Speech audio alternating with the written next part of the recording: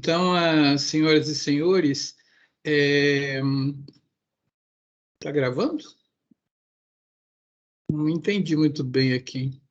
Tá sim, professor. Agora que eu estou gravando, né? Então, beleza. Então, hoje nós vamos estudar os aminoácidos.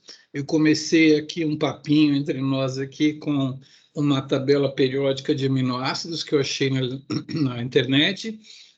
E aí eu chamo a atenção para os aminoácidos básicos, que é histidina, arginina e lisina, para os ácidos, que é o aspartato e glutâmico, e eu vou chamar a atenção para os que são fosforiláveis, tá? Isso vai me importar no metabolismo. Pode reparar que a serina tem um OH aqui, ó, serina, a treonina tem um OH em algum lugar que está aqui, né? E a tirosina tem um OH que está aqui, tá? Serina e treonina são os lugares que você fosforila quando você quer mudar a velocidade de alguma coisa no metabolismo, tá? Então, assim, são fosforilações ligadas ao metabolismo. Tirosina, fosforilações em tirosina, quase sempre é controle de proliferação celular, divisão celular, câncer, oncogene, tá? São as fosforilações em tirosina.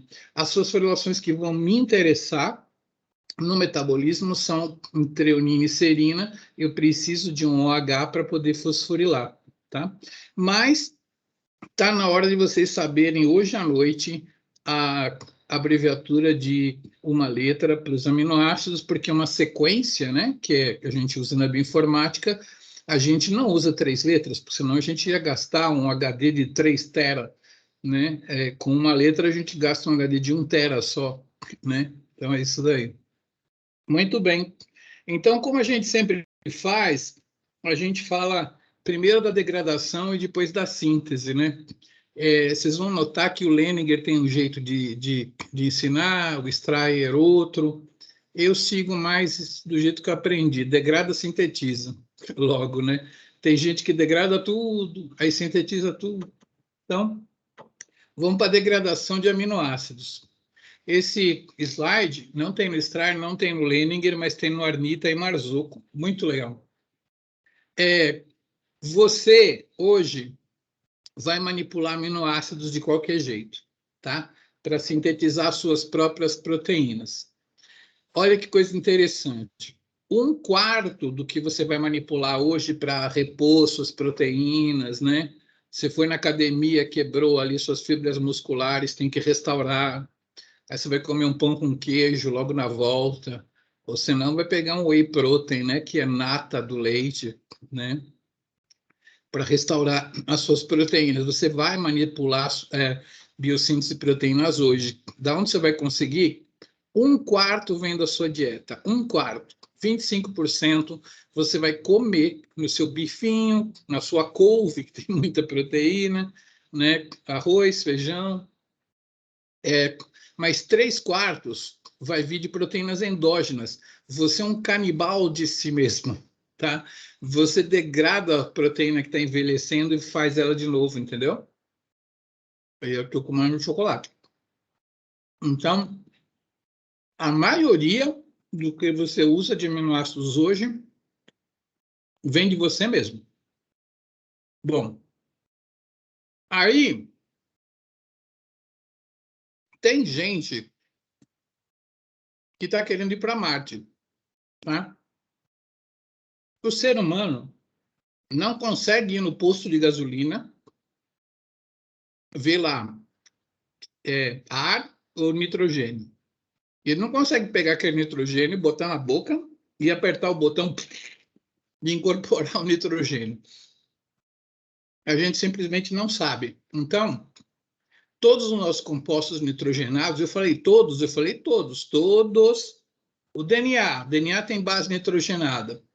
Se eu for para Marte, eu preciso de levar uma planta ou de um organismo que fixe o nitrogênio. Eu não sei pegar o nitrogênio e botar ele numa fórmula como essas que eu mostrei aqui, assim, ó.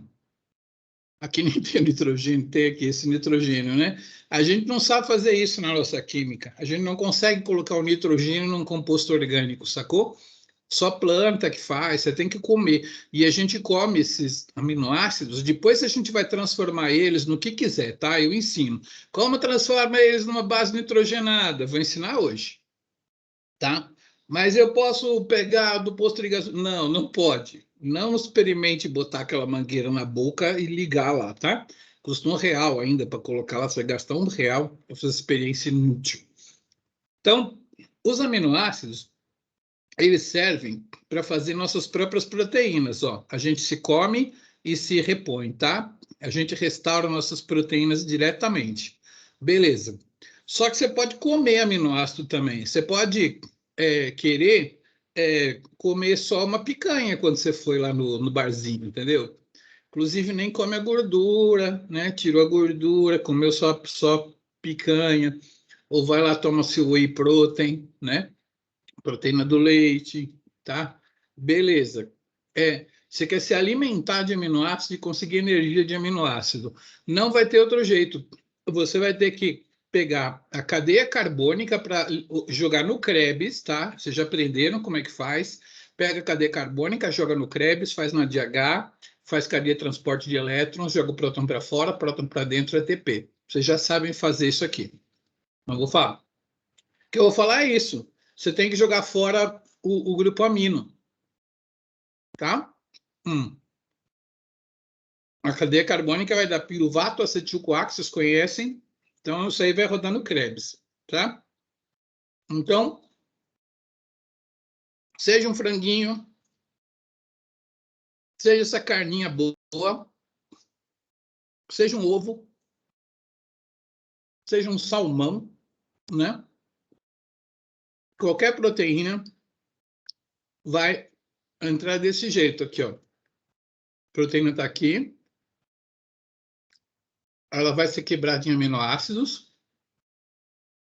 E o destino dos aminoácidos vai ser estudado aqui aos poucos, né? Mas veja que eu tenho uma seta para piruvato, eu tenho uma seta para acetil-CoA e tenho umas setas que vão direto para o Krebs aqui, ó. Essa aqui vai para o Krebs e essa aqui vai para o Krebs.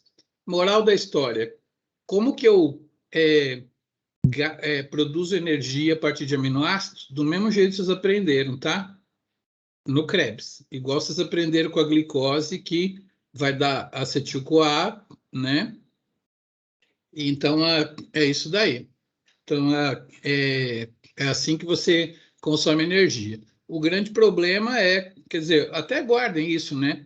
O ácido glutâmico, ele é correspondente do alfa-cetoglutarato. Mas por que eu estou falando aqui? É porque o caminho principal é do glutamato para o alfa-cetoglutarato. Mas como é que você se livra do nitrogênio? Urina. Faz xixi na ureia. A gente excreta ureia. Então, vamos lá. Compostos excretados por um adulto, homem ou mulher. Ureia, 30 gramas por dia. Amônio, bem menos. Creatinina é ácido úrico, um pouquinho. Basicamente, a gente vai ter que aprender aqui o ciclo da ureia, tá? Como que os aminoácidos produzem a ureia para ela ser excretada. Porque o que fazer com os carbonos, vocês já sabem, vai rodar no Krebs lá, não precisa nem falar. Então, o ciclo de hoje, para não falar que não teve um ciclo hoje, é o ciclo da ureia. Muito bem. Então, vamos falar assim, a maioria dos aminoácidos, né? A maioria dos aminoácidos, eles estão aqui, não sei se estão familiarizados com uma fórmula, né? Por que fala assim, alfa-aminoácido, né?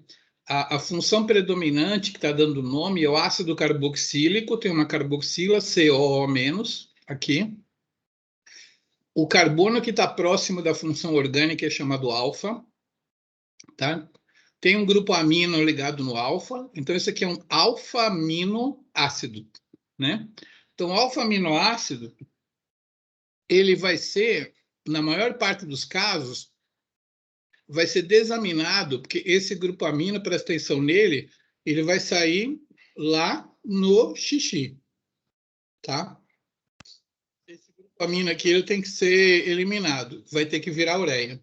Beleza.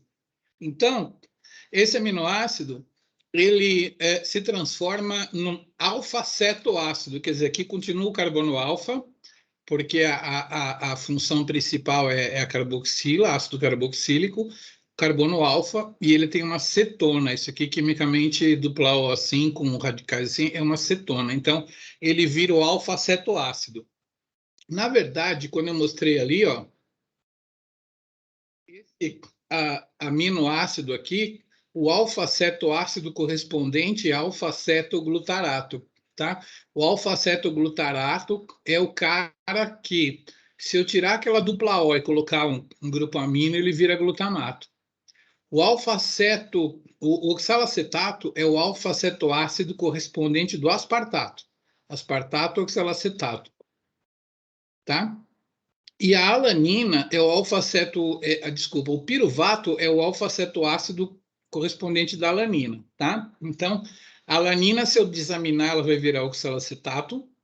O glutamato, se eu desaminar, ele vai virar alfa-cetoglutarato. E a alanina, se eu desaminar, vai virar o piruvato, tá? Esses são os mais famosos.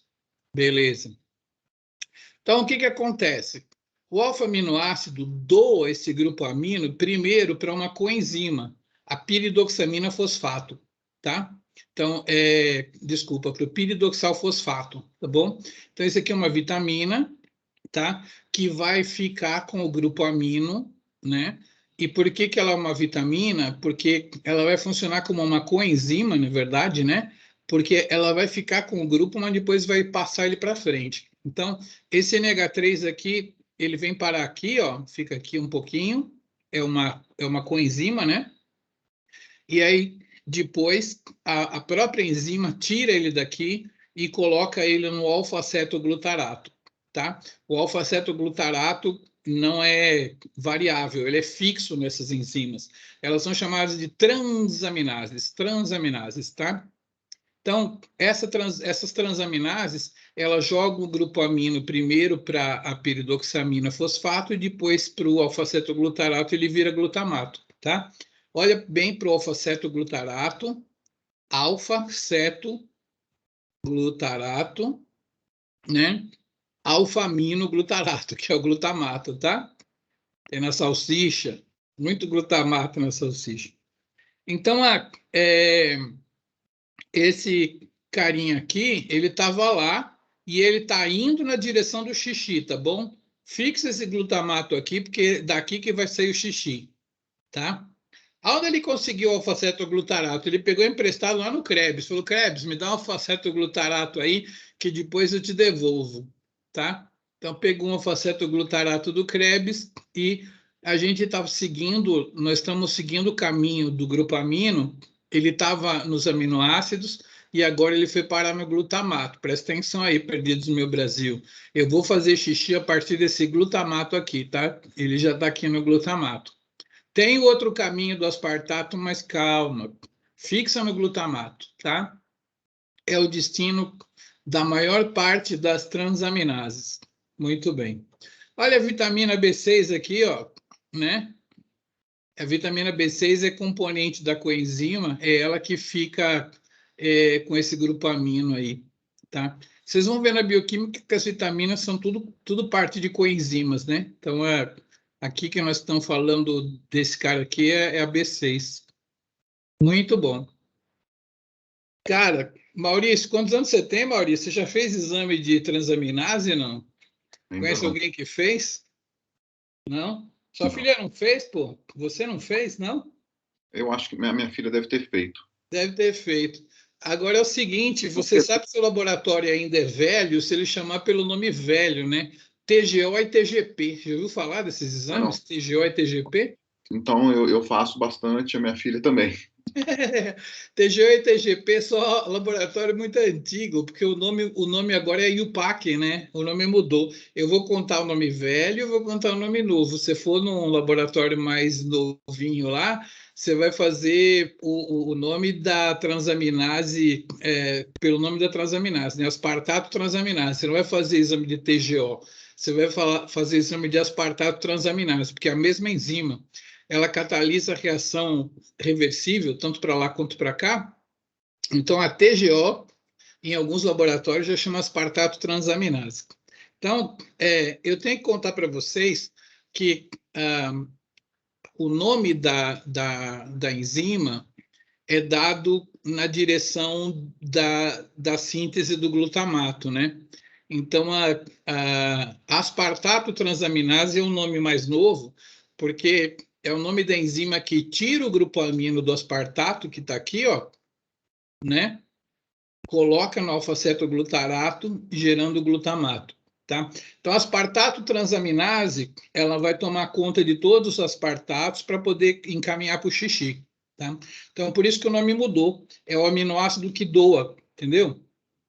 O aminoácido que está doando aqui, se for uma alanina, vai chamar alanina transaminase. Se for aspartato, vai ser aspartato transaminase. Mas o destino é sempre o glutamato.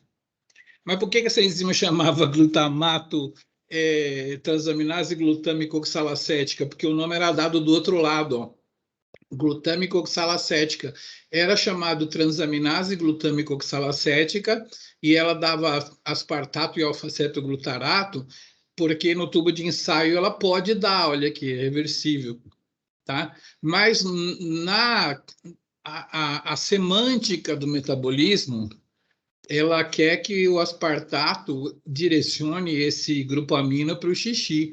Então, é uma aspartato transaminase, tá? O nome novo é na semântica do que o metabolismo quer fazer, pegar o grupo amino do aspartato, transaminar, transamina sempre para o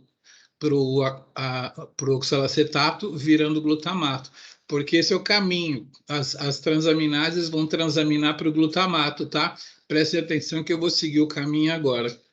Então, acabei de falar de uma transaminase aí, que é a TGO. No caso, o laboratório mais novo já vai chamar de aspartato transaminase, tá? Muito bem.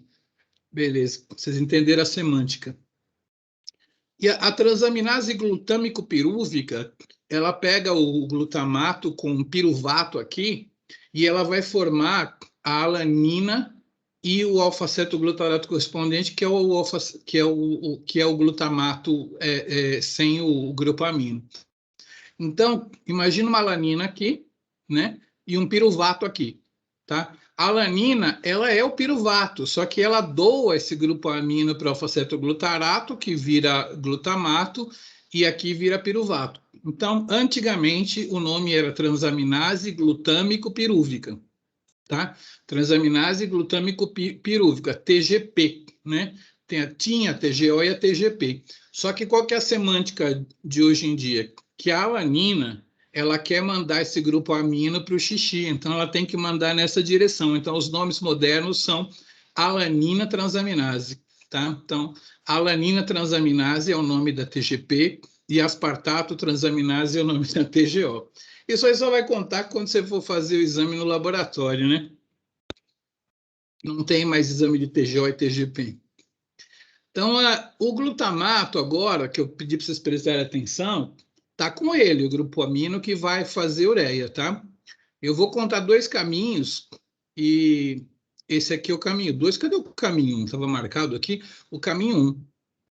O caminho 1, existe um caminho 1 para o glutamato se livrar desse grupo amino, que é justamente o caminho do aspartato, tá? O glutamato pode passar o grupo amino para um aspartato e o aspartato mandar para produzir ureia. Esse aqui é o caminho 1. O glutamato, ele já estava com os aminoácidos de todas as transaminases, tá? Aqui. As transaminases estavam todas doando para o glutamato.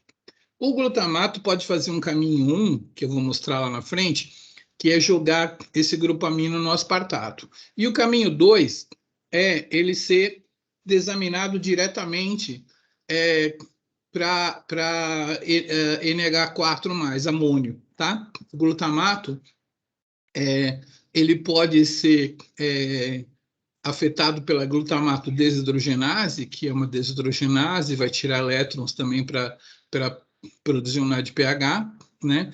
E o glutamato vai dar alfa-cetoglutarato de novo e vai dar amônio livre, tá? Então, esses dois caminhos ficam mais claros quando a gente vê assim. Esse monte de aminoácidos tem transaminases, tá? Transaminases, foi aquele meu primeiro slide.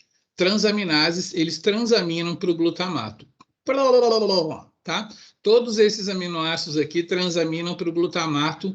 É o caminho do xixi para 1, 2, 3, 4, 5, 6, 7, 8, 9, 10, 11, 12 aminoácidos aqui. É o caminho do xixi, tá? Beleza. Existem uns caminhos mais complexos para lisina, prolina, histidina, glicina, metionina, serina e treonina, que eles vão produzir ou glutamato e amônio, ou só amônio, tá? No caminho do xixi. Então, o caminho do xixi está aqui.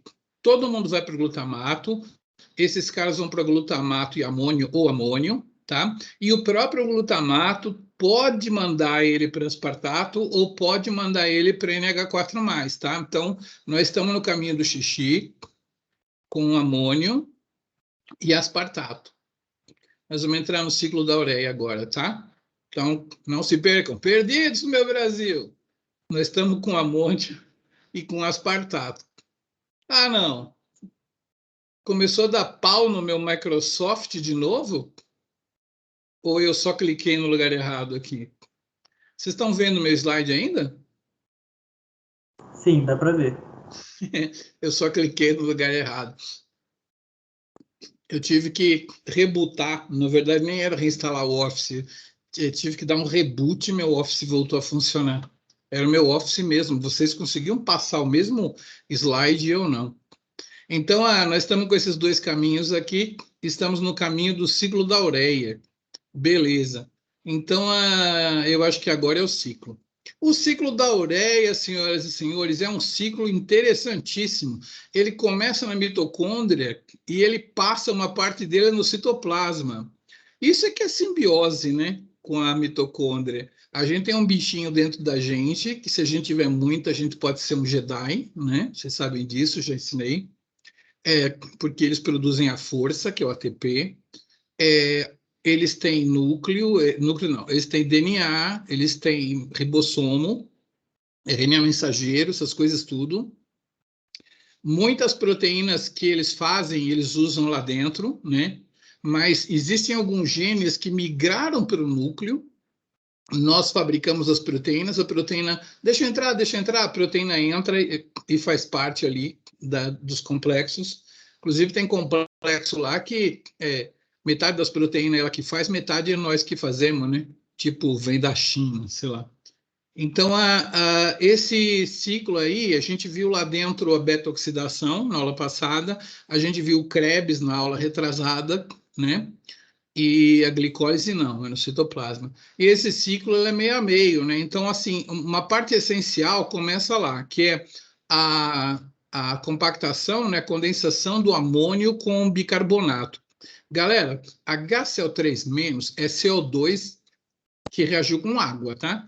CO2 mais H2O dá H2CO3, que é um ácido fraco, e ele dá HCl3-, que é bicarbonato, a gente chama de bicarbonato, né? E próton.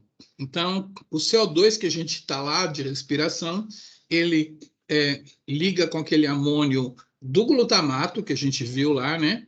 E aí forma esse carbamoil fosfato. Nome muito legal.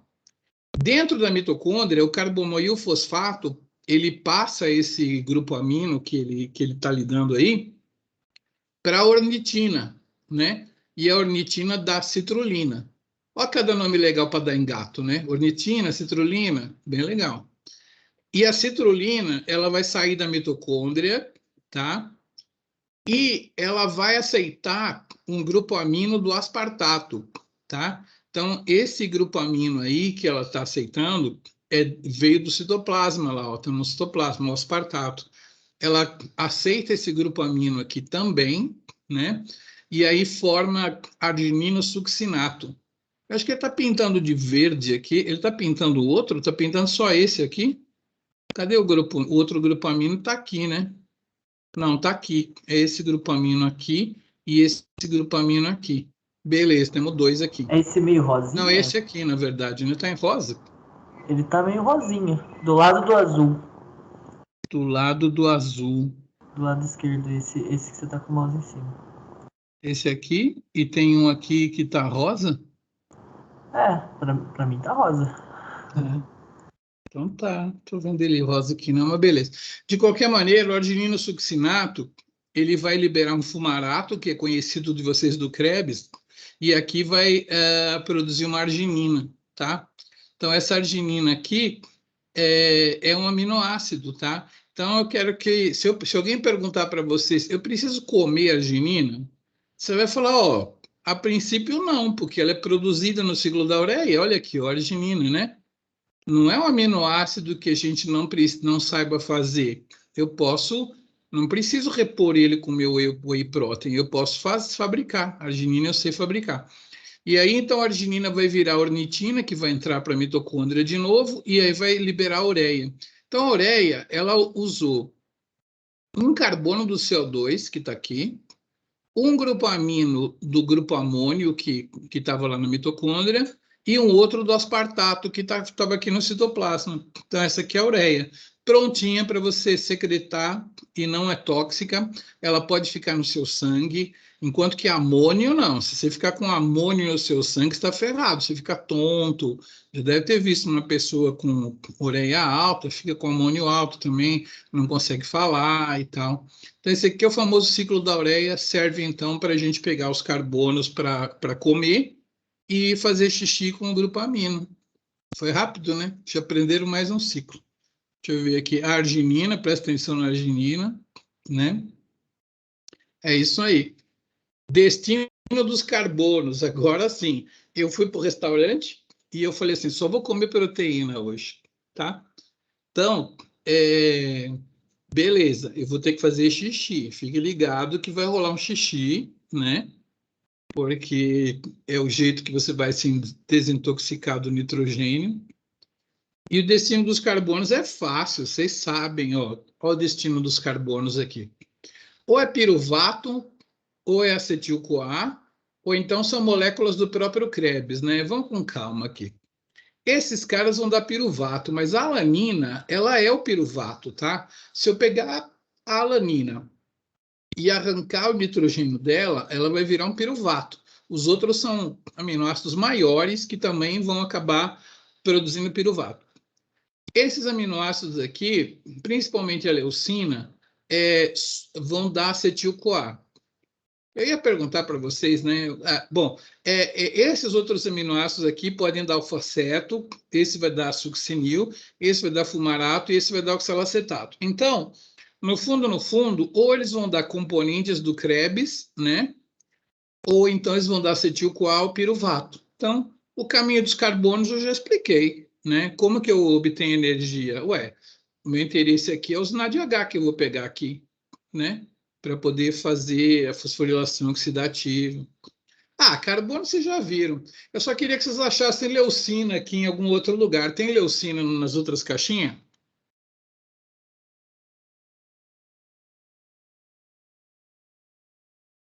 Não. Uhum. Então, se você tiver uma garrafa de leucina e beber-la toda, mesma coisa que você tomar manteiga de garrafa, tá? Porque, ó,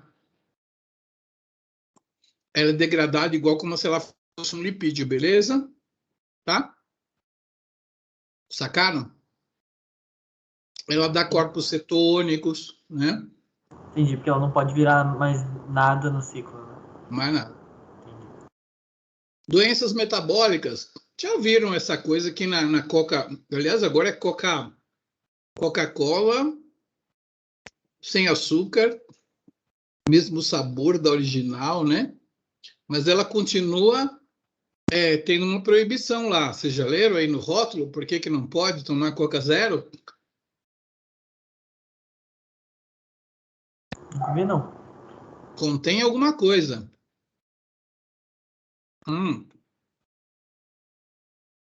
Contém glúten? Aspartame. Eu nunca- Aspartame é um adoçante que é peptídico. E ele tem fenilalanina, tá? Então, qual que é o problema da fenilalanina? Nenhum, para mim. Porque a fenilalanina, quando ela é degradada, ela dá o fenilpiruvato e é metabolizado. O problema é que tem uma doença chamada fenilcetonúria, né? Atenção, fenilcetonúricos, contém aspartame. A fenilalanina não pode ser convertida em tirosina, que é essa aqui. Desculpa, fenilpiruvato é outra coisa. Ela não pode ser convertida em tirosina. A fenilalanina é um aminoácido e a tirosina também é. Vocês viram lá com a gente, né? A fenilalanina é um aminoácido que tem uma coisa aqui, ó, muito estranha para a bioquímica de um ser humano. Imagina que um ser humano consegue fabricar isso aqui no seu mapa metabólico. Não, tu vai ter que comer isso aqui de uma planta, tá? Essa aula tá bem importante para quem quiser ir para Marte, né? Se você não levar uma planta para Marte, você tá ferrado, tá? Então, esse anel benzênico aqui a gente não sabe fazer. Nós precisamos comer fenilalanina, beleza? A fenilalanina é a nossa fonte de tirosina, tá? Então, é uma enzima chamada fenilalanina hidroxilase que faz isso. As pessoas que têm a doença né, aquela teste do pezinho, não tem a fenilalanina hidroxilase, tá?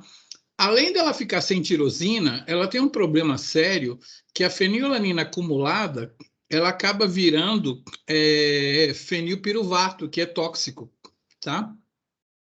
Então, fenilpiruvato é tóxico para cérebro e tudo mais. Então, além de ficar sem tirosina, porque é claro que você pode comer tirosina. Olha, eu não sei fabricar tirosina, eu como uma tirosina, é como feijão, pronto, tá? Mas o problema é que se eu não transformar a fenilalanina em tirosina no meu organismo, a fenilalanina que eu comi vira fenilpiruvato. Então, você vai ter que comer uma dieta igualzinho no trem, tá? Igualzinho no trem, só que é um Nutrem sem fenilalanina. E você só vai poder comer aquilo, entendeu? Porque você não pode comer fenilalanina. Então você vai viver comendo no trem. Eu já comi por um tempo, é bem legal, regula bem seu metabolismo. Mas assim, claro que não se compara com churrasquinho, né? Mas vai ter que comer uma dieta sem fenilalanina. Porque a fenilalanina, ela vira tirosina no nosso metabolismo normal, mas se você não passar no teste do pezinho, a fenilalanina se acumula e vira fenilpiruvato e dá uma doença que é o da fenilcetonúria, entendeu? E o que essa pessoa tem de diferente aí? Me conta, o que vocês estão achando? Albina? Uhum. Albinismo é uma doença ligada ao aminoácido. A tirosina é transformada em DOPA, que inclusive é importante para a transmissão cerebral, e ela que vai resultar na melanina. Então, pessoas com defeito no metabolismo de tirosina, em qualquer um desses pontos aqui, são albinas, não conseguem ter melanina. Muito bem. A aula de hoje teve um ciclo, beleza, difícil, tem que olhar lá o ciclo. O resto é um monte de curiosidade metabólica, né? Então, vamos para Marte. Como é que nós vamos conseguir nitrogênio? Aí, ó. Vai no posto de gasolina, né? Acha lá uma bomba que é com N2, beleza? Claro que o ar é cheio de N2, né? Mas essa bomba não tem oxigênio nem gás carbônico, só tem nitrogênio ali. Você põe lá no pneu, ele sofre menos dilatações e compressões, então é bom. Aí você bota essa mangueira na boca, coloca lá 31 de pressão, liga, E não vai adiantar nada, porque você não consegue, esse nitrogênio aí não entra na gente, a gente não consegue ter composto nitrogenado, cara. A gente é um organismo muito do heterotrófico, muito de depender de comer outras coisas, entendeu? A gente não sabe fazer um monte de coisa. A gente é dependente de um monte de outras coisas, principalmente o, o nitrogênio. Então, o nitrogênio, ele pode vir direto do nitrogênio atmosférico por essas bactérias aí, que são fixadoras, né? Rhizobium e Azotobacter. Essas daí, essas fixadoras de nitrogênio conseguem produzir NH3, que depois as plantas e bactérias fazem aminoácidos e nós comemos as plantas. Ou as bactérias, né? Tem alguns que tomam Yakult, essas coisas, mas a gente pega aminoácido das plantas, tá? Então, essa realidade, não sei se vocês sabiam, a gente não consegue incorporar nitrogênio, tudo que a gente precisa de nitrogênio vem de planta, tá? A gente tem que comer planta. A gente não consegue incorporar o nitrogênio. A planta também não consegue incorporar. O Azotobacter rhizobium consegue produzir do ar, entendeu? A planta não consegue ir lá no posto de gasolina, pegar aquele tubo, ligar lá, né, e incorporar. Ela não consegue. Só, né, nesse nosso planeta, Azotobacter rhizobium consegue tirar do ar. Agora, quando tem os raios e tal, né, esse nitrogênio vira nitrato no solo e também, assim, todos os organismos mortos, planta morta também, né, não precisa ser um cadáver, pode ser uma planta, folha morta no solo, dá esses nitratos, né, e as plantas e bactérias também conseguem produzir amônio, né? Então, olha esse caminho que vem das plantas, né? Elas extraem amônio, nitratos do solo e elas produzem aminoácidos e é assim que o nitrogênio vem parar em nós, tá? Então, tá aí um conselho, se for para Marte, você precisa de alguém que saiba incorporar nitrogênio nos compostos orgânicos. Beleza. Bom, vocês viram já no começo da aula 4 aminoácidos que eu me lembro. Vocês viram a alanina direto do piruvato, tá? O glutamato direto do alfa-cetoglutarato, né? E diretamente do oxalacetato ao aspartato. E vocês viram en passant, né? Ali no caminho, vocês viram a arginina também. Esses 4 aminoácidos, eu não tenho que falar se eu preciso comer eles ou não, não precisa, beleza. Então, vamos falar aí da nossa necessidade por aminoácidos, porque a gente tem alguns aminoácidos que a gente pode chamar de essenciais. Alternativa A, eles são usados para fazer perfumes essenciais. Alternativa B, eles não são sintetizados por nós. É essa, né? O whey protein é nata de leite, né? Que você pode comer aí. Então vamos lá, essenciais e não essenciais. O que vocês querem primeiro? Os não essenciais, né? Porque o essencial. Não, o essencial, vou falar de 2. Vai. A fenilalanina, ela é muito importante porque, além do nitrogênio que a gente não sabe fabricar, a gente não sabe fabricar o anel aromático também, tá?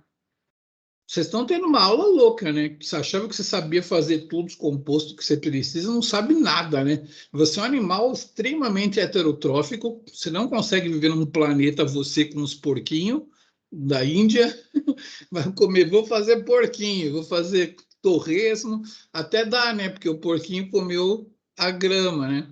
Então, a fenilalanina, a gente não consegue fabricar o anel aromático, e tem um aqui, cadê ele aqui, ó? Metionina, ele tem enxofre, tá? A gente também não consegue fazer nenhum composto orgânico que tenha enxofre. Qualquer molécula nossa que tem enxofre, você teve que comer uma metionina da planta, do seu feijão ali, ó, tá?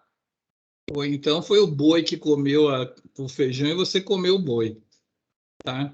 Então, assim, o enxofre vem daqui, o anel aromático vem daqui, e esses aqui, a síntese é muito complexa, a gente não sabe fazer, não. As vias foram deletadas, nós não conseguimos fazer esses caras aqui.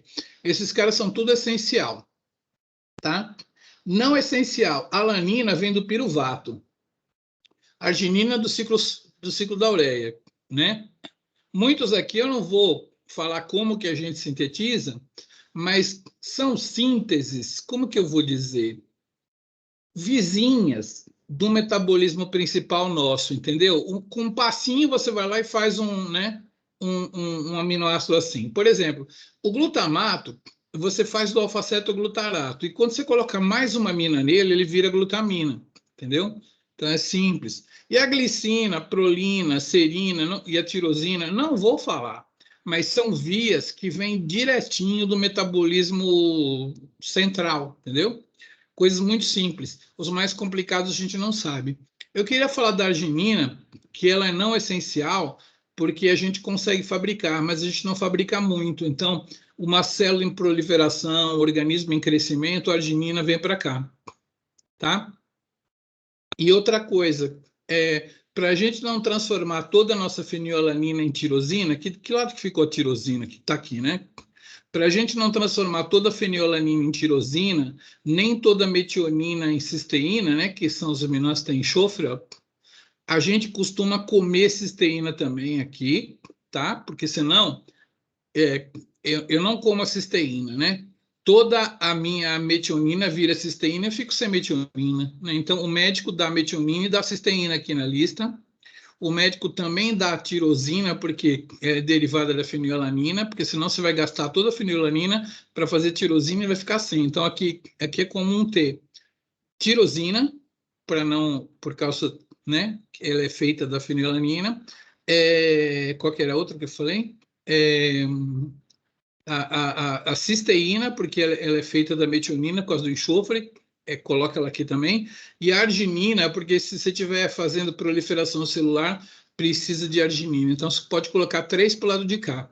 A arginina, por causa desse negócio de proliferação, por causa do anel aromático, a tirosina, e por causa do enxofre, a cisteína. Pode colocar nessa lista de cá, tá? Então, é uma lista médica. A lista bioquímica é assim. A lista médica, você pode botar aqueles 3 ali, por essas razões que eu falei.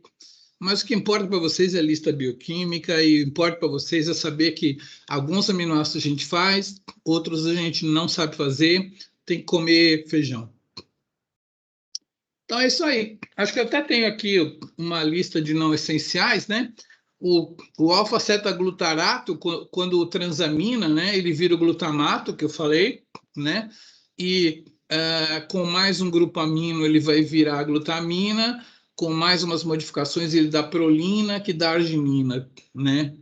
O oxalacetato, quando ele recebe um grupo amino da própria glutamina, ele vira aspartato, desculpa, ácido glutâmico, ele vira aspartato numa transaminase, depois ele vira asparagina. Isso aqui é só para mostrar para vocês como é que a gente sintetiza aminoácidos, se já tiver essa ideia aí. Antigamente eu usava esse paper para a gente fazer um exercício, eu pedi um seminário sobre esse paper. Esse é um paper de um egresso do nosso curso de doutorado, que trabalhou no nosso laboratório, que é o Guedes, com uma grande colaboração do Francisco Prosdócime, vocês devem conhecer, colaboração também do Gabriel Fernandes, da Fiocruz, né?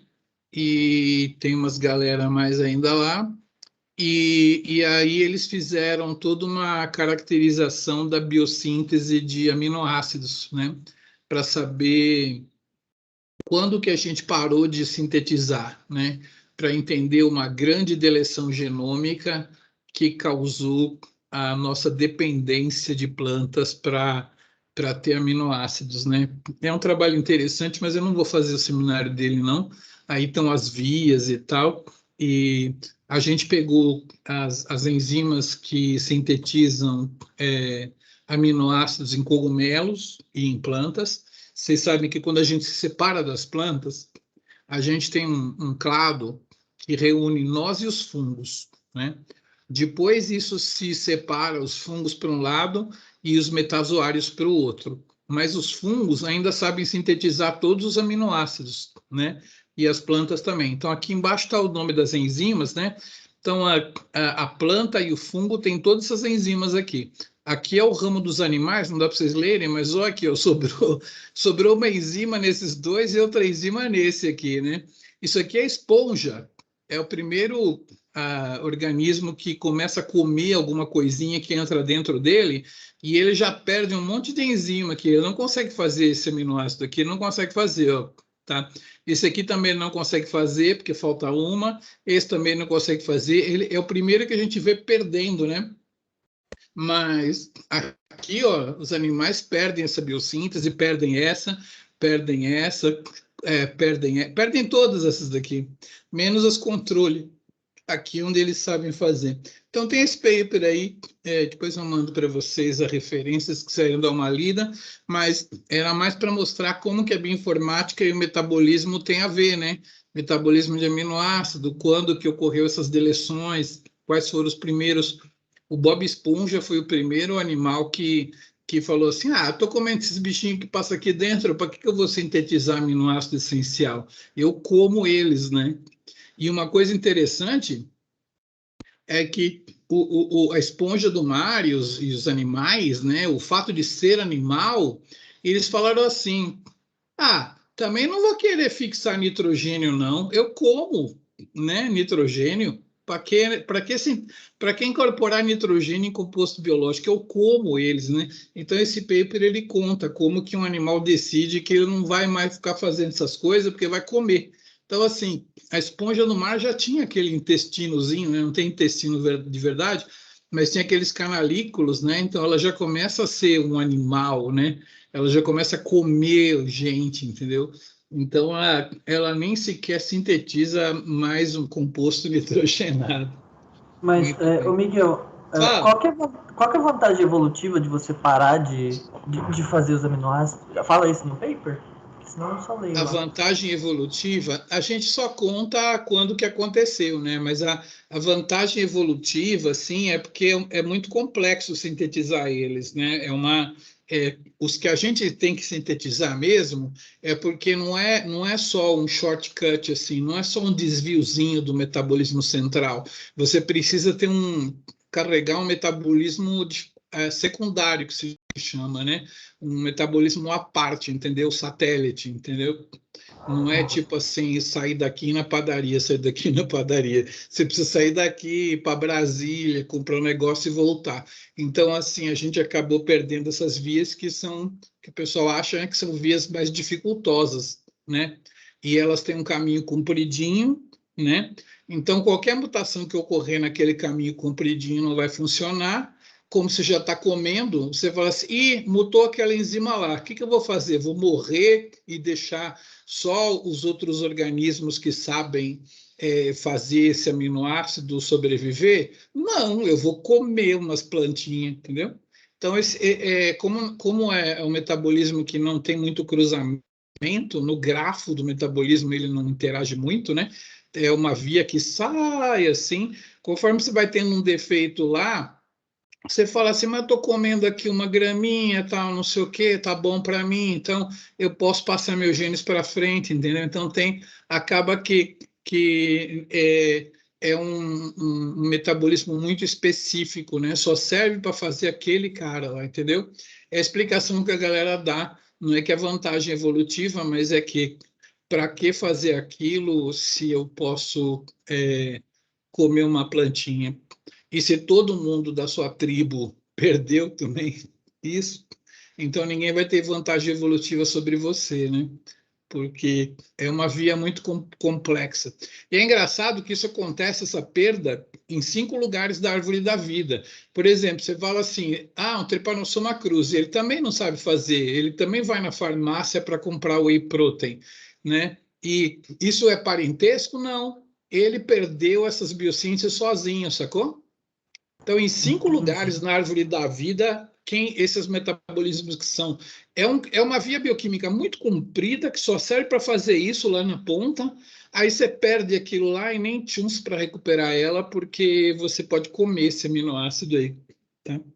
Entendi. A galera Muito acha que é por isso, porque mas não tem uma explicação tão boa, mas assim, quando você analisa no mapa metabólico, né, no grafo do metabolismo, são vias que vão para muito longe, só serve para isso, não serve para mais nada, então acaba que vai sendo perdido.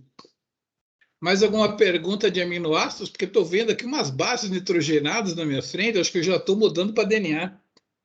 Fala aí. Tá, então eu vou fazer outra pergunta também. Pode. Lá atrás você falou que precisava de, acho que, arginina para proliferação celular. Ela é utilizada, o câncer utiliza dela também para fazer proliferação celular? Não só o intestino, né? Fase de crescimento de animais, né? Uhum. E se você cortar ela, vamos dizer que uma pessoa está com câncer, e cortar ela como essencial ou não essencial, não causaria nada? O que isso ia acarretar? Isso não afeta muito, não, mas eu posso passar para vocês uns papers de um cara que ele fez um piruvato com bromo. E um câncer, quando ele começa, principalmente aqueles sólidos, né? Ele não tem vascularização, então ele não respira muito, não chega oxigênio. Ele vive muito de fermentação láctica, tá? No começo do câncer, aqueles que são uma bolinha, né? E aí, o cara usando um piruvato com bromo, ele consegue bloquear isso. Por que a gente não usa isso na terapia? Porque ele e uma japonesa publicaram isso e não conseguiram patentear. E aí, nenhuma farmacêutica ficou interessada em patentear. Então, eles estão com crowdfunding para fazer fase 1 e fase 2 e fase 3. Acho que eles devem estar em fase 3. Mas, assim, cura câncer em 15 dias, mas não uma leucemia, só aqueles câncer sólido. Câncer de fígado, camundongo lá, mostra o fígado do camundongo, tal, não sei o quê. Aí, não esses camundongos, né, mas outros camundongos lá, brincando, doentinhos, 15 dias depois, tudo brincando nos parquinhos, sim. Pega os fígados deles, coitados, estavam brincando também. Mata, pega os fígados dele, cadê os tumores? Sumiram. Em 15 dias some, controlando a fermentação láctica, inibindo a fermentação láctica por uma substância que consegue bloquear a fermentação láctica do tumor. Mas, claro, né? Você mantém a pessoa bem oxigenada para ela não precisar de fermentação láctica, né? Tem que ser feito em UTI com essa droga, mas é um piruvato com bromo, tá? Um dia estará no mercado aí, se as farmacêuticas deixarem, porque ele está fazendo fase 3 com crowdfunding, né? Eu assisti o seminário dele lá, tirei foto, para o dia que ele ganhar o Nobel, a gente está na foto, mas é isso daí. Agora, manipulação de arginina, eu não conheço ninguém que faça, não. Tem outras coisas para manipular em casos de câncer que são melhores. Mas então esse tratamento é muito caro para eles terem que fazer crowdfunding e tudo mais. Não, qualquer fase 2 e fase 3 de vacina é caro para caramba. O Calil está dando 30 mil para fazer a fase 2 da vacina da UFMG. Agora, a fase 3, eu não sei como é que vai fazer sem uma farmacêutica. Por isso que as farmacêuticas é que estão fazendo vacina, porque é caro para caramba fazer uma fase 3, entendeu? Então, tem advogado, tem todas essas coisas, né? Na fase 3, tem tudo monitoramento, sei lá. Então, fase 3 é só companhia farmacêutica com muita grana. É muito caro, é bilhões de dólares para fazer uma fase 3. Não sei como é que as nossas vacinas brasileiras vão fazer fase 3, estou curioso. Tá. Né? É só mais por isso mesmo. Beleza, galerinha. Então vamos mudar um pouquinho para DNA, que já está na hora de encerrar aqui nossa conversa de hoje com os DNA. Bom, vocês vão ter essa aula aqui com a galera que vem depois de mim. Só que eu vou mostrar para vocês aí umas fórmulas, né? E uma maneira de você saber qual base é qual, tá? Ah, eu preciso decorar essas fórmulas na vida? Não. Mas eu vou mostrar para vocês com 3 bytes como que eu consigo separar 4 bases em grupos de 2, tá? Primeiro, eu vou pedir para vocês esquecerem o uracil, porque ela está presente só no RNA, tá? Eu vou ficar com a adenina, a guanina, a timina e a citosina, tá? As 4 bases. Então, eu vou perguntar para vocês aí. Dessas 4 bases aqui, o meu byte é o número de anéis. Quais que tem 2 anéis, quais que tem um anel só?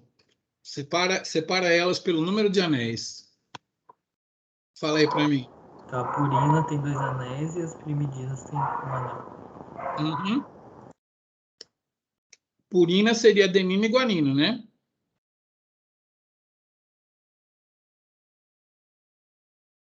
Isso.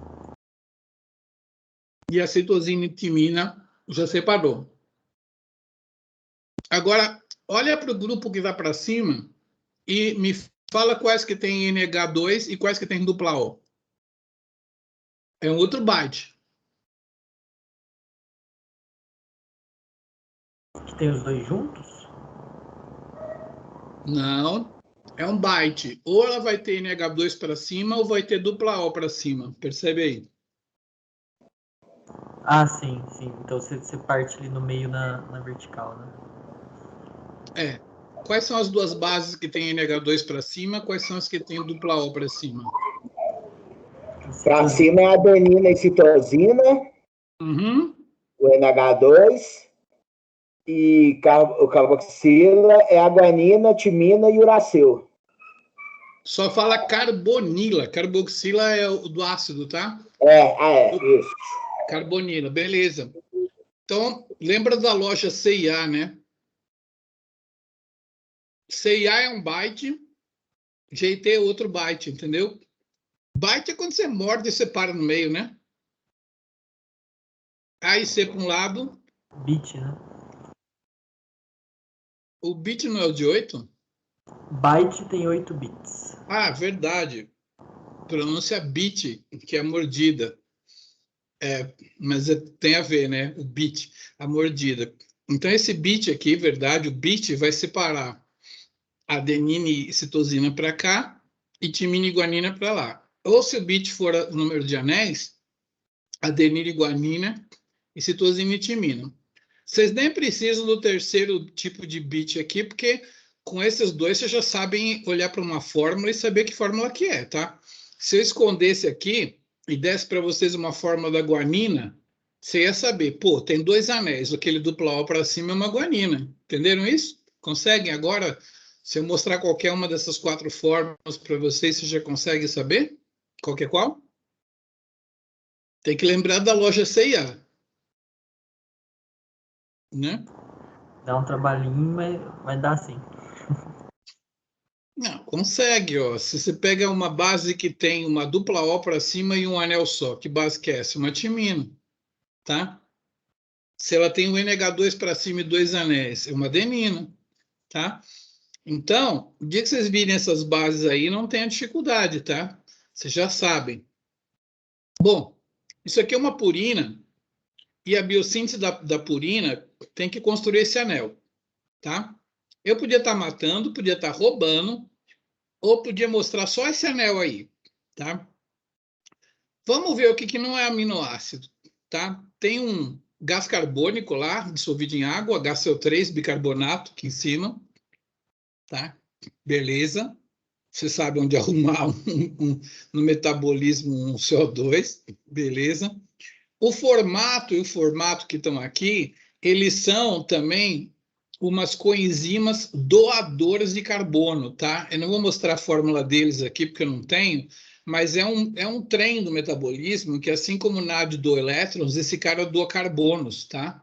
É um doador de carbonos, ele doa carbono aqui. Então, ele tem carbono lá, é um negócio lá que tem carbono e doa. Olha o resto. Isso aqui vem de uma glicina, aqui é uma glicininha torta, né?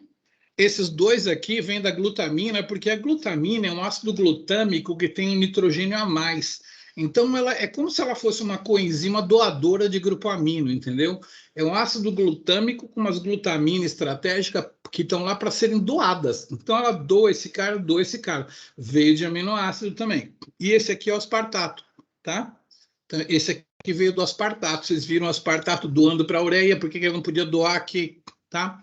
Então, é aquele conceito que eu falei, quer ir para Marte, como é que você vai fazer seu DNA? Você vai ter que ter uma planta para você ter uma fonte a partir dos aminoácidos, tá? Beleza? Geralmente, quando a gente quer dar uma aula curta de nucleotídeo, a gente só mostra esse slide aí. Eu vou mostrar o caminho da biossíntese só para não dizer que eu não falei das flores, né?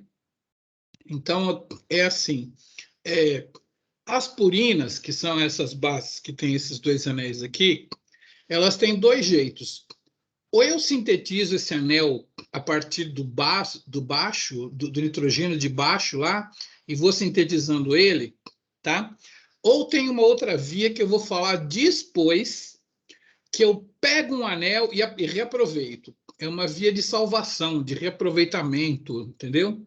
Esse anel pode estar circulando lá, eu cato ele, mas eu vou falar isso depois. Primeiro eu vou falar da biossíntese de novo, só para vocês verem como que é. Bom, essa síntese, ela começa já presa na ribose. Isso aqui é uma ribose, tá? É uma ribosezinha aqui, ó. 1 linha, 2 linhas, 3 linhas, 4 linhas, 5 linhas, uma ribose. E aqui, ó, eu vou fazer uma ativação com gasto de ATP, vou colocar 2 fosfatos aqui, é uma fosforibosil pirofosfato. Ela é famosa no metabolismo, não para vocês, porque a gente fez isso aqui muito rápido, né? Mas isso aqui é uma PRPP, tá? É uma ribose com 2 fosfatos, está ativada. E eu vou começar a sintetizar aqueles anéis aqui, ó. Vou mostrar só o comecinho.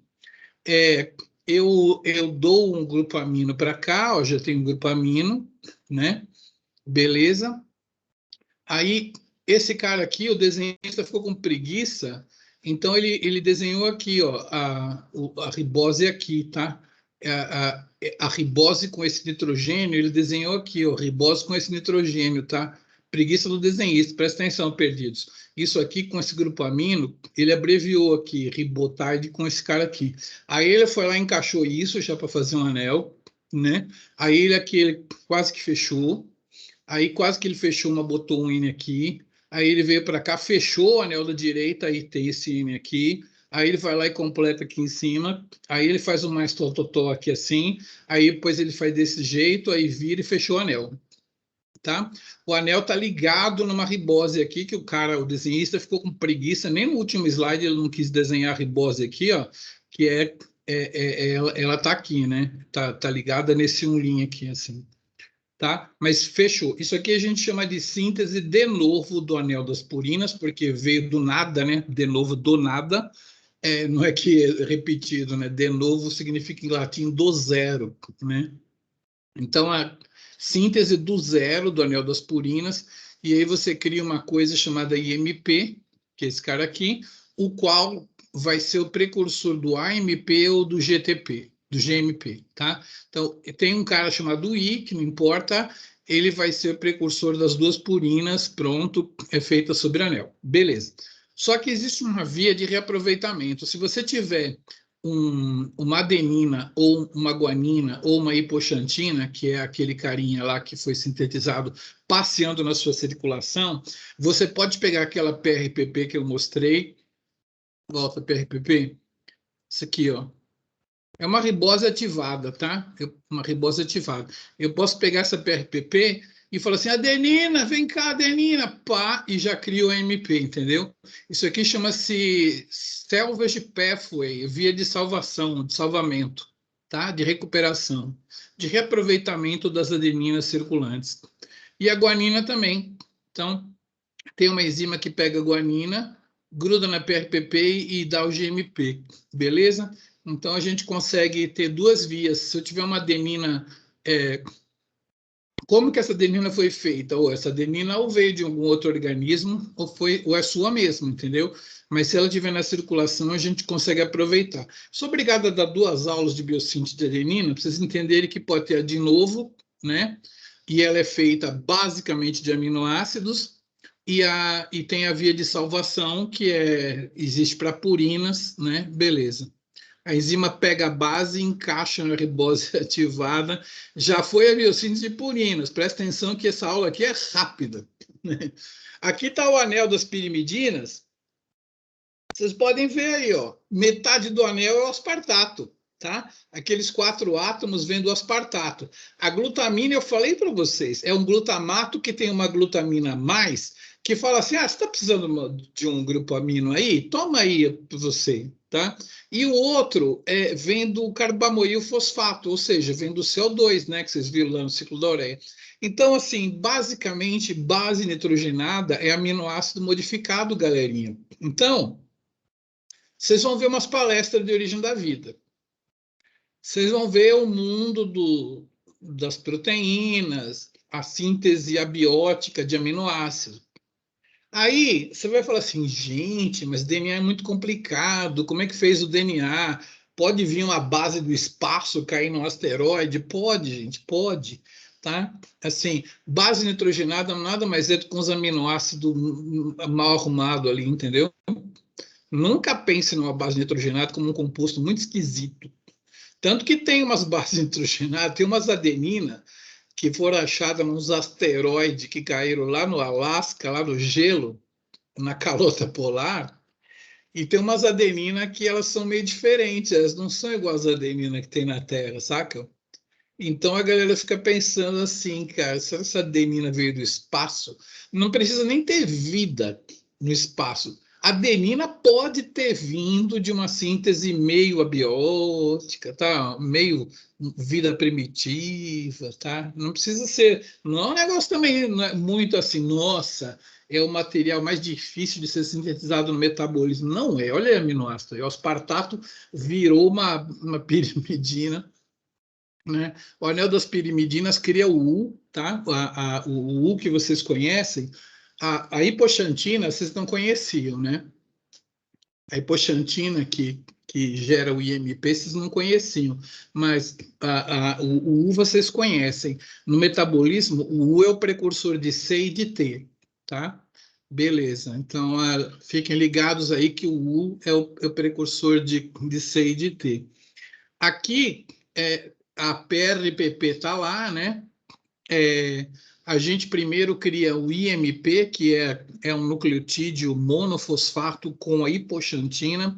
Eu tenho vontade de matar quem deu o nome de IMP para uma hipoxantina ligada numa ribose ligada num fosfato, tá?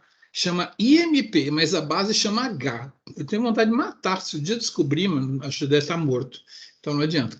Então, a base chama H, a hipoxantina. Tá aqui, ó. Hipoxantina monofosfato, tá? Na verdade, o I é a hipoxantina já com a ribose, vai, não preciso matar tanto assim, é um nome, mas sei lá, né? A base chama H. E quando você transforma esse H em G ou H em A, você cria o AMP e o GMP, a partir desse cara aqui. No caso das pirimidinas, você cria o UMP e tem um caminho aqui para você enganar o RNA. Você, do MP, você põe mais um fosfato e gera UDP, tá? Esse caminho é só para você separar DNA de RNA. UDP, né? O UDP vira desoxi, tá? E vira DUDP. A ribose perde um OH e vira DUDP. O DUDP vira DUMP e aqui ele vira, aqui que o U é transformado em T. A enzima que transforma U em T só transforma se já for desoxi, tá? Então, assim, se eu fosse gastar mais tempo com a química disso, mas só guardar isso, né? Não tem jeito de o U virar T, a não ser que seja ligado numa desoxirribose, tá? Vale a pena guardar isso, porque é um detalhe muito legal da célula, tá? Então, o U só vira T se já tiver ligado numa desoxirribose, e aí isso aqui vai para DNA, né? DUMP, DTDP, DTTP, né? Trifosfato vai para DNA. Então, tem essa tralha aqui. Agora, o UDP já vira CTP direto, porque isso aqui pode ir para DNA ou para RNA, né? Beleza. Então, esse é o caminho da biossíntese dos nucleotídeos. Eu já falei deles. Agora, a síntese de DNA é com a outra galera que vai vir por aí.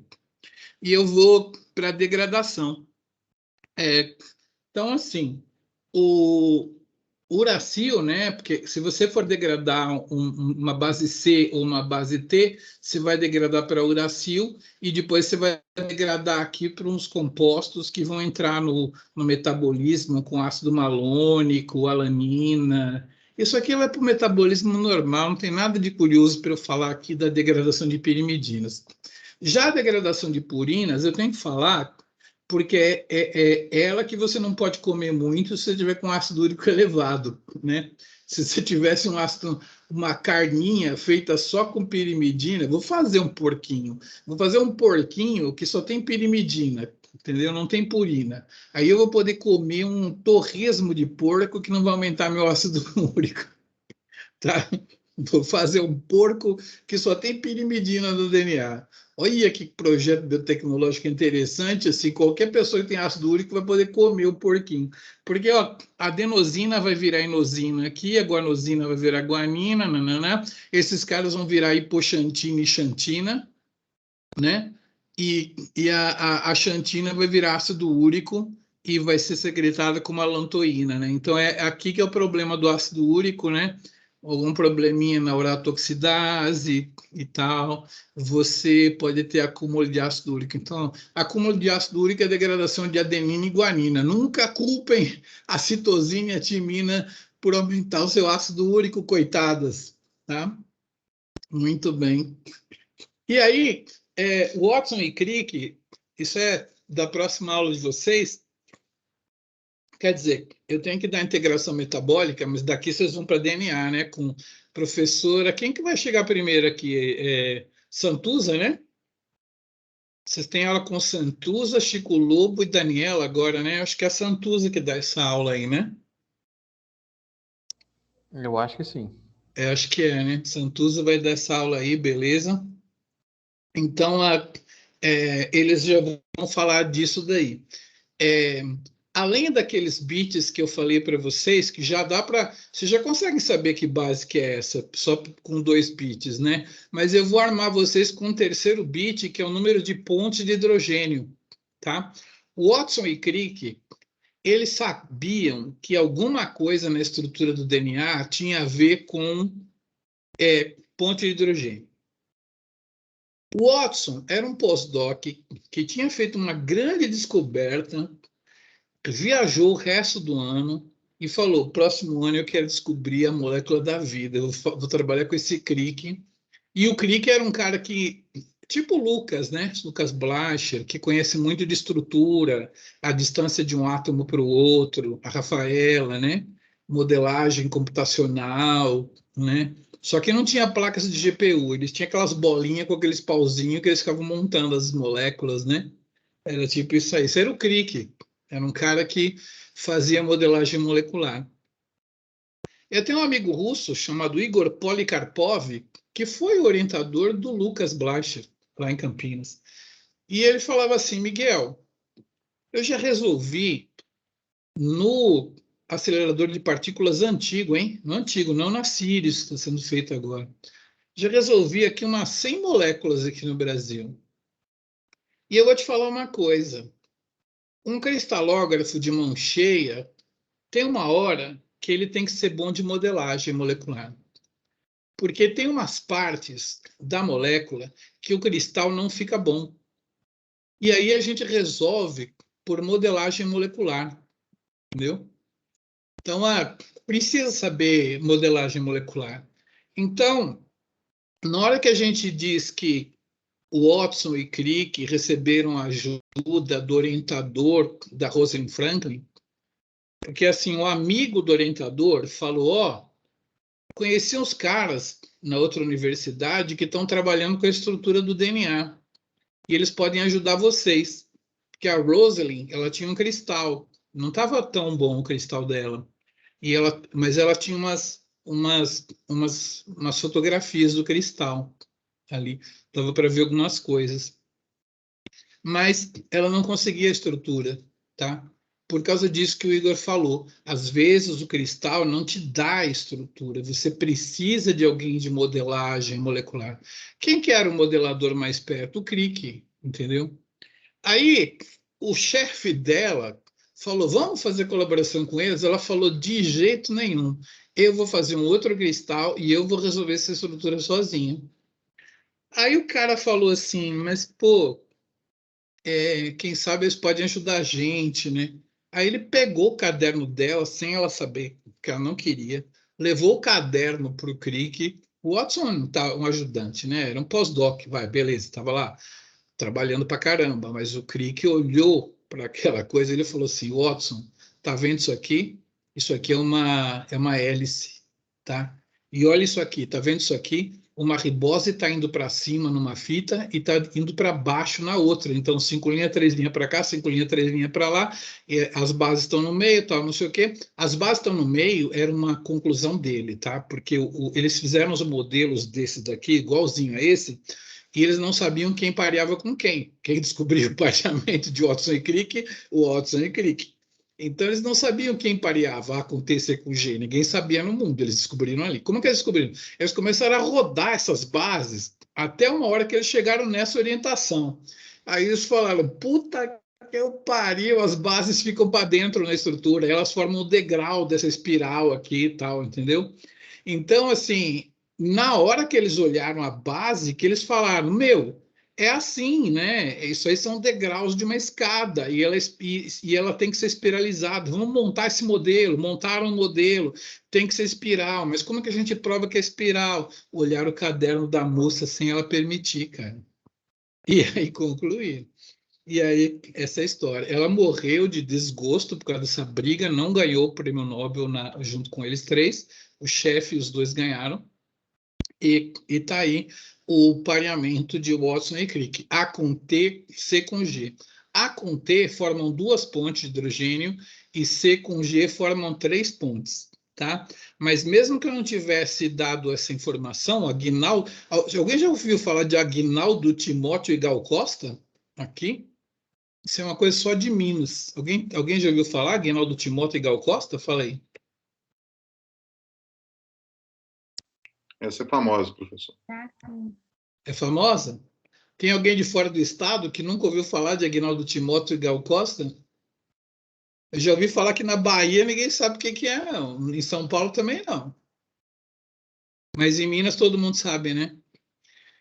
Se eu não falasse Aguinaldo Timóteo e Gal Costa, eu não teria dado o terceiro bit para vocês, né? Que é 2 pontes de hidrogênio A com T e C com G. Mas só pelo grupo amino e pelos 2 anéis, vocês conseguem achar a adenina para mim aí? Quem que é a adenina? De baixo na esquerda? De baixo na esquerda é a adenina. Tem que tomar cuidado com quem é a parte de cima, porque a citosina dupla O está para a direita, né? O grupo amino está do lado esquerdo, tá? Então, senhoras e senhores, vocês já sabem quem são essas bases aí, tá? Tudo bem. Beleza. Eu vou olhar no meu relógio, são 15h30, com 10 minutos eu acabo. Então, eu posso dar um pouquinho de conceito que talvez a Santuza nem tenha tempo para dar, que é essa ambiguidade dupla. Se vocês olharem uma sequência de DNA, às vezes, vocês, ao invés de ver as letras A, C, G e T, vocês vão ver letras relacionadas com esses bits que eu falei para você, tá? Vamos aqui primeiro. R e Y tem a ver com os bits. Esse aqui é uma ambiguidade que significa o sequenciador não sabe qual base é, mas ele está na dúvida entre duas. Vocês poderiam chutar o que é um R? Qual nome relacionado com bases a galera teria usado um R?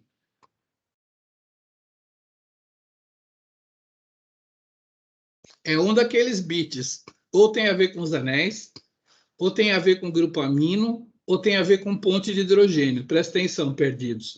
Ou tem a ver com número de anéis, ou tem a ver com grupo M, ou tem a ver com número de bases, tá? O que seria R e Y? Alguém tem um chute? Como é que chama uma base que tem 2 anéis? São as? Purinas? Purinas. E as que têm um anel só são as? Oi, aí pegou. Pirimidinas, né? Fala com pyrimidinas, tá? Tá bom? Então, R, o sequenciador está na dúvida entre essa e essa, tá? Y, o sequenciador está na dúvida entre essa e essa. Não é nem essa, nem essa. É uma pirimidina. Alguém entendeu aí? Pirimidina com Y, purina com R? A abreviatura de purinas é R, pirimidina é Y. Certinho? Entenderam esse bit aqui? Y para cima, R de baixo? Por que é R? Purinas. Prime. É o R, porque você não pode colocar letra P, porque é igual nas duas, né? Purina, pirimidina, não dá, né? Letra P não pode, entendeu? Entendi. Então se usa R para uma, purinas, e Y para as pirimidinas, tá bom? Beleza. Segundo byte. W e S tem a ver com a força do pareamento. O que significa W e S? Weak, strong. Weak e strong. Quais são as weak? É com 2 pontes. A e T, né? Uhum. E as S? Quais são as S? O G e o C. G e C. Então, se um sequenciador tiver dúvida num lugar, ele não sabe se é C ou G. Que letra que ele põe? Está na dúvida entre essas duas. Põe o S. Beleza. Agora aqui, ó, M é de amino, tá? E K é de ketone. Aquela cetona lá que o nosso coleguinha falou, aquela carbonila que existe numa cetona, é K. Quais que tem grupo amino, quais que tem K? É o outro bit, né? Quais que são aquelas que tem amino para cima mesmo? Aí vai ser A e G. A e G não. Não? A e G seria purina. Ah. É que você está olhando errado. Esse cara é o cara de cima. E esse cara é o cara de cima. Tá? Esse cara, esse aqui a base está de cabeça para baixo, né? Esse cara aqui é o cara de cima e esse cara é o cara de cima. Então, lembra da loja que eu falei para decorar o grupo amino? Como é que chama a loja que tem no shopping? É a CIA. C&A tem o M para cima, tá? E sobrou quem para ser acetonas? Quem que tem o dupla O para cima? T e G. T e G. Muito bem. A T tá aqui, né? A T está aqui com esse duplo O para cima, porque aqui é a parte de baixo, que é a parte de cima, né? E a G está aqui para cima. Beleza, muito bem. Então, vocês aprenderam aí 6 letrinhas que são o código de ambiguidade quando o sequenciador está na dúvida entre duas bases. Agora eu quero saber isso aqui, ó. Por que quando o sequenciador está na dúvida entre C, presta atenção, perdido no meu Brasil, ele tem uma dúvida tripla, uma ambiguidade tripla. Ele está na dúvida se aquela base que ele está sequenciando é C, G ou T. Ele está na dúvida entre essas três. Ele coloca um símbolo ali naquele lugar para dizer que ele está na dúvida entre essas três. Ele coloca B. Por que ele coloca B? Ele está na dúvida entre C, T ou G. C, G ou T. Está na dúvida entre três. Ele coloca B. Por que ele coloca B? Ele está na dúvida entre C, G ou T. Ele sabe que ou é C, ou é G, ou é T. O que ele sabe que não é? A. Se não é A, é o quê? B. A. É B. B significa que não é A, né? D significa que não é o quê, então? C. Não é C. H significa que não é o quê? Nossa, sério, é G. Isso é mais difícil. E V significa que não é o quê? É o T, o U não pode porque tem uracila. Então é V. Ah, entendi. Isso aqui não está em livros e nenhum professor dá, mas assim, tem no DNA, tá? E também tem na síntese de primers degenerados, quando você vai fazer um primer para pegar várias cepas de COVID e você quer que naquela posição a máquina sintetize para você com essas opções aqui, né? Você pode colocar essas letras. E é claro, né? Se for qualquer uma das 4, você usa o famoso N, né? N, vocês sabem, né? Significa qualquer uma das bases, tá? Então, vocês aprenderam uma coisa aqui que geralmente não tem aula, não, mas que é ambiguidade tripla e é realmente engraçado. Então, aqui está N, aqui, quando não é nenhuma das 4, né? Muito bem. Então, agora vocês aprenderam por que o cachorro está fazendo xixi no seu pneu, né? Ele comeu proteína, né? Então, a dieta boa, né? Comeu um pedaço de linguiça ali e uma raçãozinha e veio aí fazer o xixi no seu carro, tá bom? Muito bem, senhoras e senhores. Então, hoje foi a aula de nucleotídeos e também dos aminoácidos. Vamos parar a nossa gravação.